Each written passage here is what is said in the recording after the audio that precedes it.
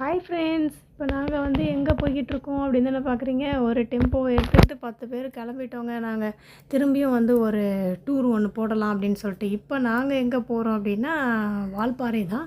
அதாவது வந்து பொள்ளாச்சி போயிட்டு நம்ம அங்கேருந்து வால்பாறைக்கு போவோம் இல்லையா. இந்த டாப் ஸ்லிப்பு, அப்புறம் வந்து இந்த வால்பாறை பொள்ளாச்சியில், அப்புறம் இந்த கோவில் போகிறதுக்காக இப்போ பொள்ளாச்சியில் வந்து மாசாணி அம்மன் கோவிலில் தான் வந்து நின்றுட்டுருக்கோம். ஆனால் வந்து நம்மளுடைய நேரம் மழையாக ஸ்டார்ட் ஆகிடுச்சி. ஒரே ஒரு மாதிரி மழைச்சாரல் இருந்துக்கிட்டே இருந்தது. அதையும் வந்து நாங்கள் சும்மா கொஞ்சம் கண்டுக்கல. அப்படியே நினச்சிக்கிட்டே வந்து அப்படியே உள்ளே போயிட்டோம்.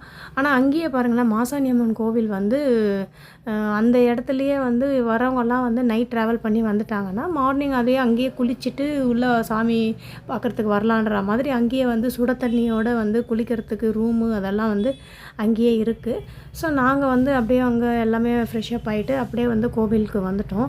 கோவிலுக்கு வந்துட்டு ரொம்ப கொஞ்சம் ஏர்லியாக வந்துட்டோன்றதுனால வந்து கொஞ்சம் கூட்டம் கம்மியாக இருந்தது. இல்லைனா வந்து ரொம்ப கூட்டமாக இருக்கும்.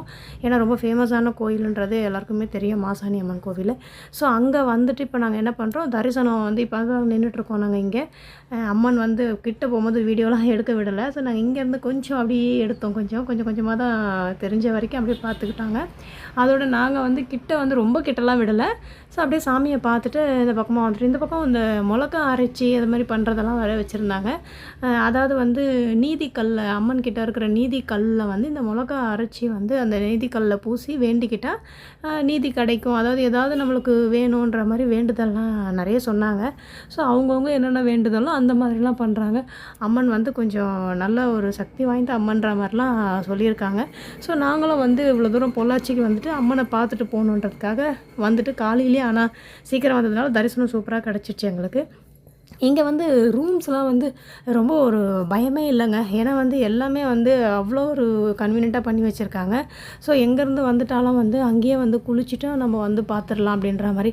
அதுவும் இல்லாமல் மாசாணி அம்மனை பற்றி வந்து கதைகள்லாம் என்னென்ன கதை வந்து உண்மையான இது அம்மனுடைய என்ன ஹிஸ்ட்ரின்னு தெரியல. ஸோ தெரிஞ்ச வரைக்கும் நம்ம சாமி கும்பிட்டு வந்துட்டோம்.